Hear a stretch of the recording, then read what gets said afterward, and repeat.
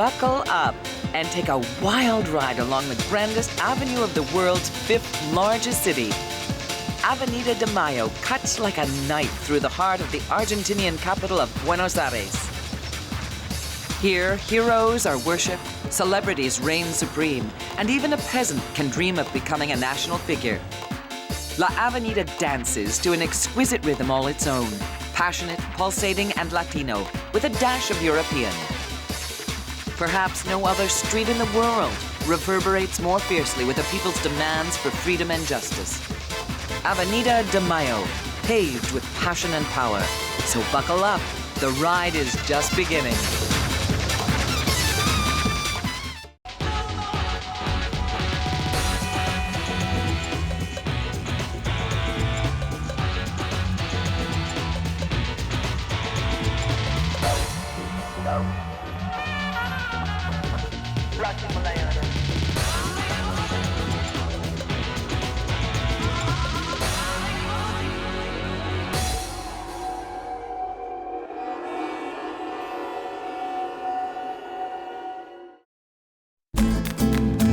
Avenida de Mayo begins at Casa Rosada Palace in the east and ends at El Congreso Legislature in the west.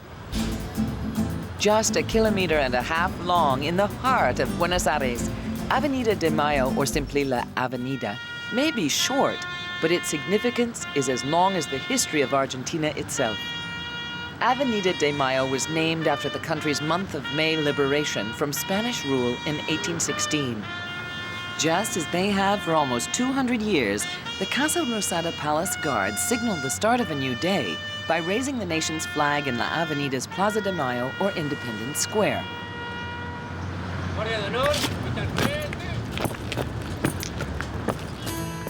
The residents of Argentina's capital identify themselves as porteños to distinguish themselves from their country cousins. To be a porteño is to be as cultured, sophisticated, and urban as Avenida de Mayo itself. A blend of important government offices, merchant banks, historic hotels, and 19th century charm.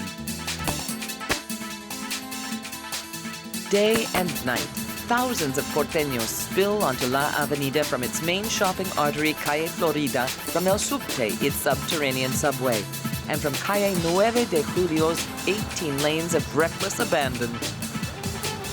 While it may look just like any other business district, Avenida de Mayo is about passion, the struggles of a nation, and the dreams of its citizens.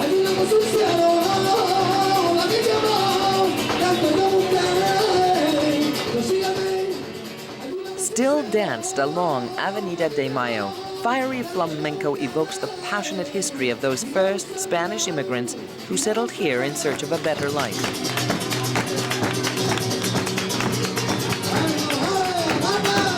You don't have to look far on the Avenida to find even more evidence of its Spanish roots.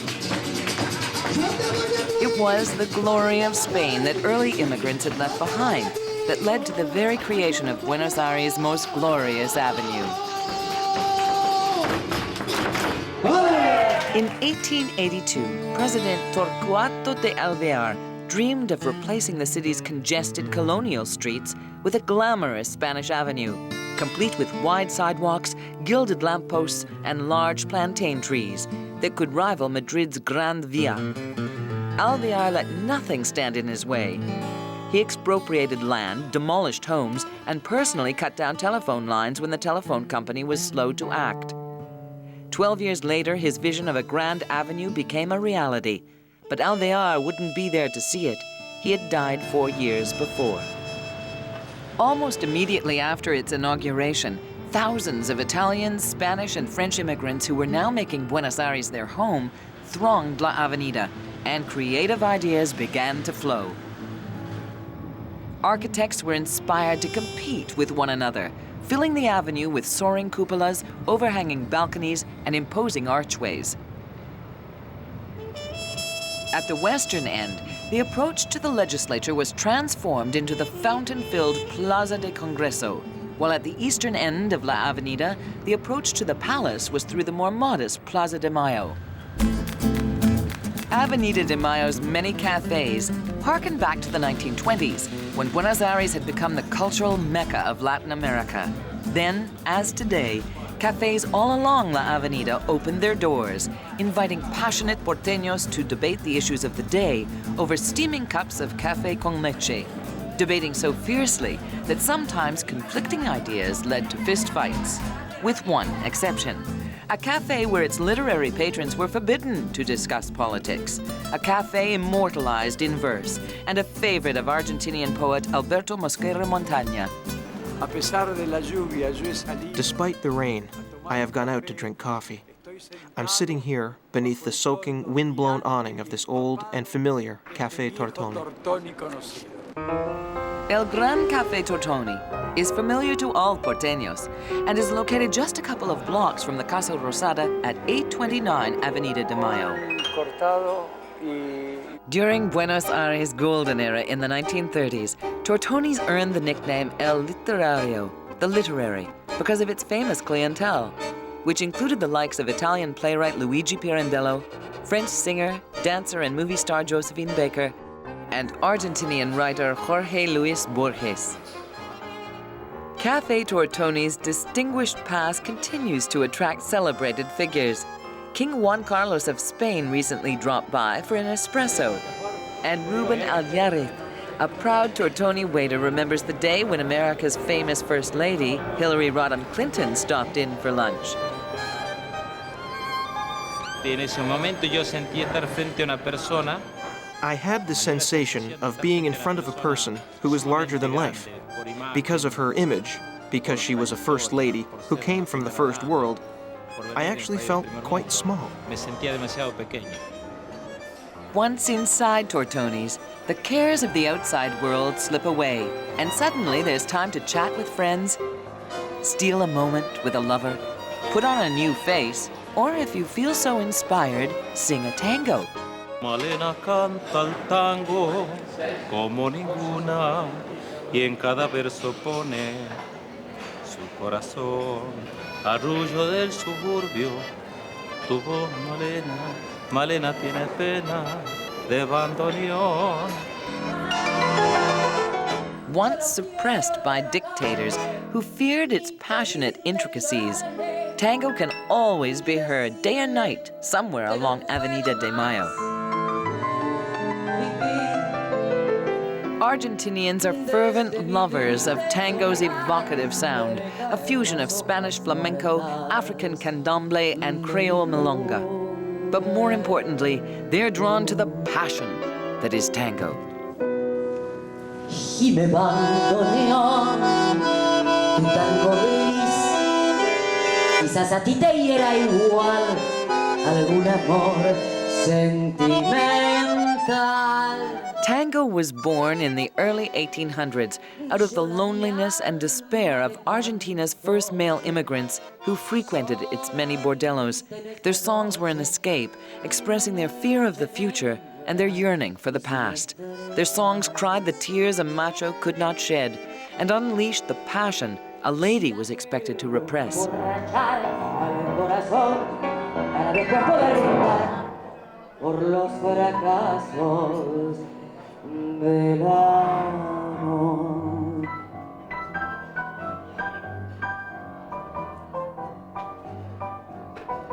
And no singer captured the essence of tango and the heart of a nation like Carlos Gardel.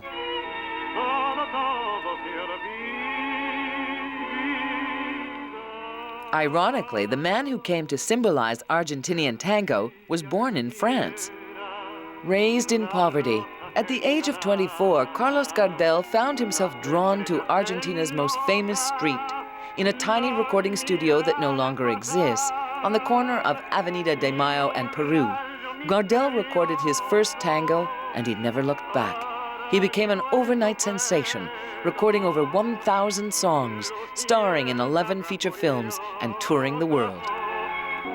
Mi Buenos Aires, tierra florida, el dolor de mi vida termina. Bajo tu amparo no hay desengaño. Through his music, Gardel offered the people of Argentina an escape from life's difficulties, the poverty, the sadness. His fans cherished him to the end and beyond. Tragically, the end would come all too soon for Carlos Gardel. During a Latin American tour in 1935, Gardel's plane crashed on its departure from Colombia, killing everyone on board.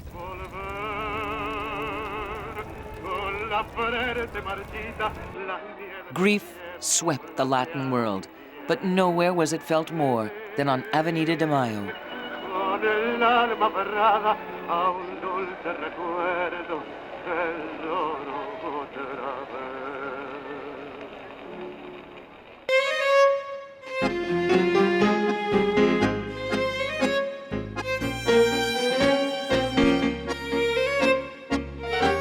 More than 65 years after his death, the spirit of Carlos Gardel lives on in the dedication, discipline, and determination of these young dancers performing in front of the Casa Rosada. Their desire to master the intricate footwork of modern tango celebrates the passion and memory of tango's greatest hero.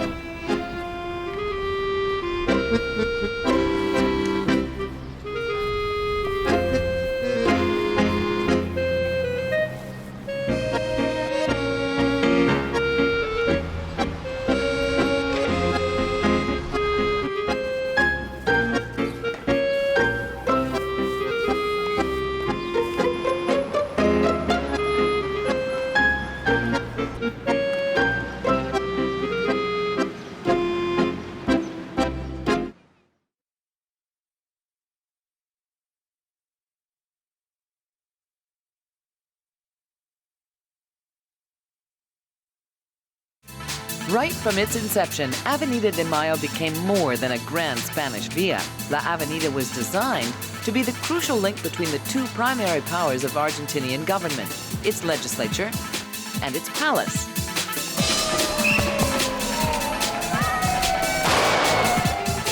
La Avenida also provided power to the people, who continue to recognize their ability to interrupt the street's flow with their protests.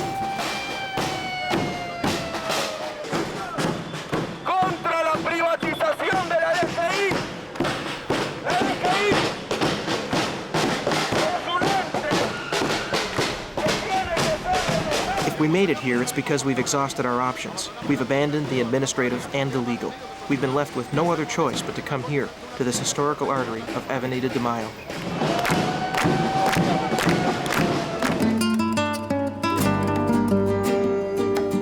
The authoritative design of El Congreso's legislature suggests protection and safety for all Argentinians. All but one, it would seem. Rumor has it that its designer was murdered in cold blood by his lover just before construction was completed. And there are rumors aplenty about the Casa Rosada Palace at the avenue's other end. La Casa Rosada, or the Pink House, has recently been repainted, restoring its original coral hue of the late 1800s.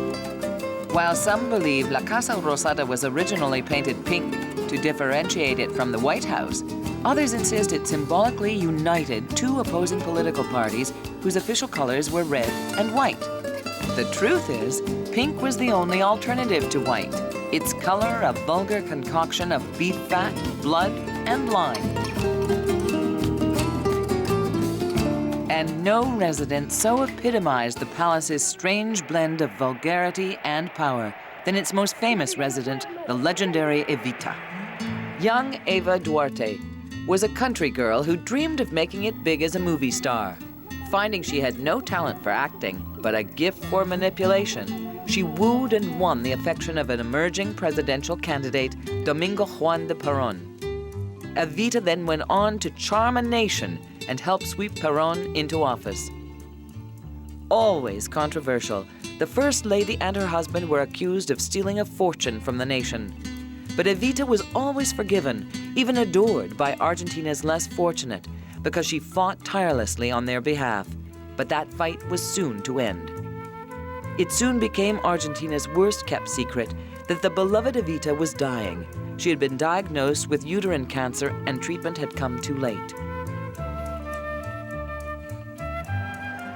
Evita reflected the strength of Argentina, and she refused to give in to her illness. Thousands gathered in the Avenida's Plaza de Mayo to hear Evita cry out one last time, "With you for Perón until death."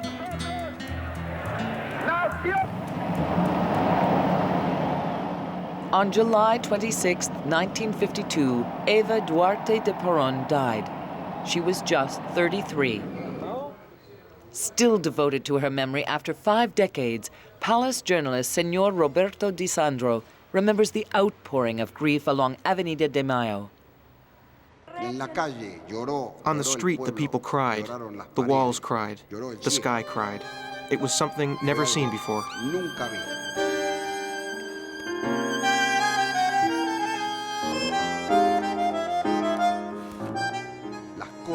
The lineups to see her coffin were endless. It was one of the most important events of the era in Argentinian history.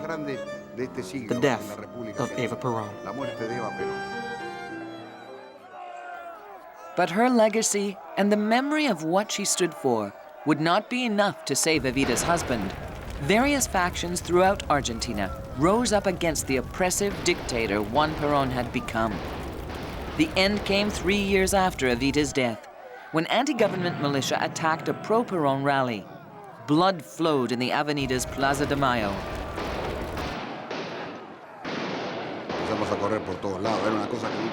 We started running all over the palace. It was something we'd never seen before. 2 other journalists and I tried to hide under the doorways to protect ourselves from the falling bombs, hugging each other as if that would actually save us. Juan Perón survived the attack on the presidential palace and eventually escaped in exile to Spain.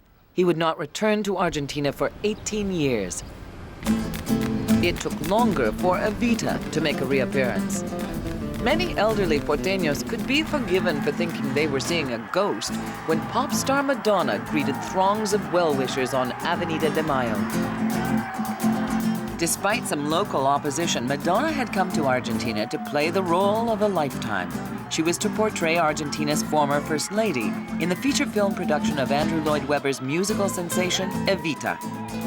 After years of trying, it took the charms of Madonna to get presidential permission to film on the balcony Evita herself made famous. In the biggest film shoot in Argentina's history, La Avenida was barricaded and Plaza de Mayo transformed into its former self. 4,000 Argentinian extras stood in awe as Madonna stepped onto the balcony of the Casa Rosada as Evita had done decades before. Almost as one, the people cried, "Long live Evita!"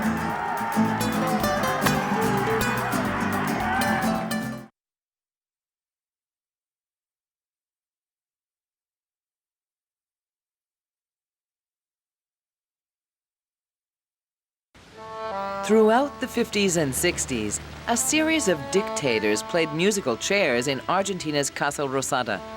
And by 1976, the political climate along Avenida de Mayo began to worsen. The stage was set for yet another military coup.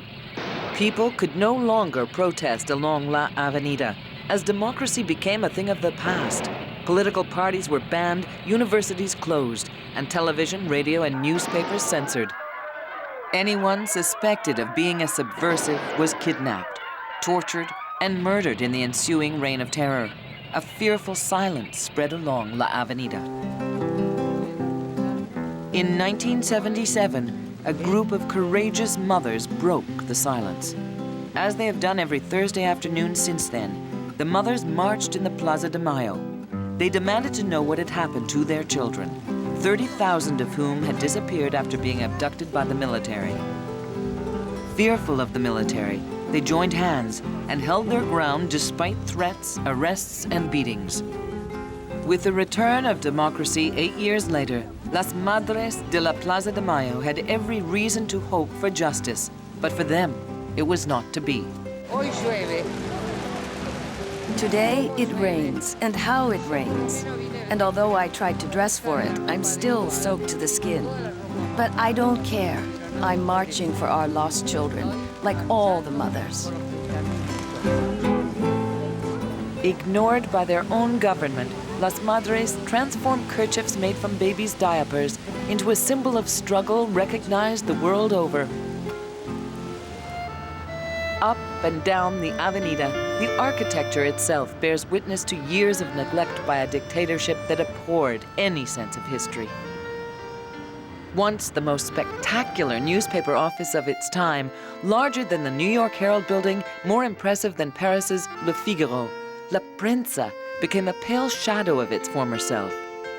Wiping away the dictatorship's imposed white walls to expose the history beneath, restorers worked night and day to recapture La Prensa's former glory.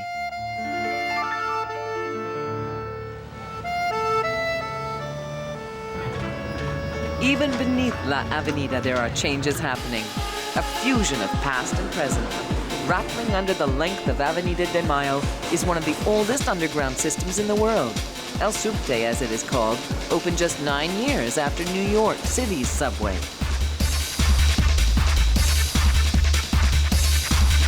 But a group of young artists today are working hard to revitalize the image of El Subte with its antique wooden cars, transforming the entire underground system into a mythical world. This is Paleo. He is looking for his lost love in the subway cars, and he can't find her. That's why the trains are always on schedule. And this is Mayo. He gives speed to the subway. He's hiding at the top of the tunnel and blows the cars along.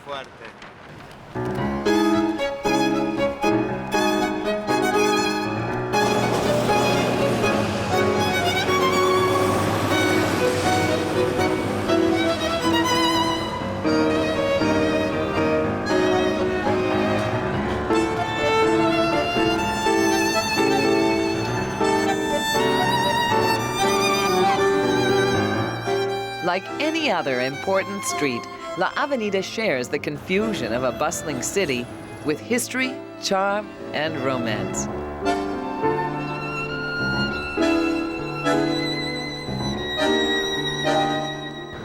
But only as you drive along, walk its sidewalks, or sit in its many cafes does this short avenue reveal something more, its special place in the hearts of all Argentinians. For no other street captures their dreams of glory, their passionate spirit, their never-ending struggle against repression, and their demand for justice, like Avenida de Mayo, the Argentinian soul exposed.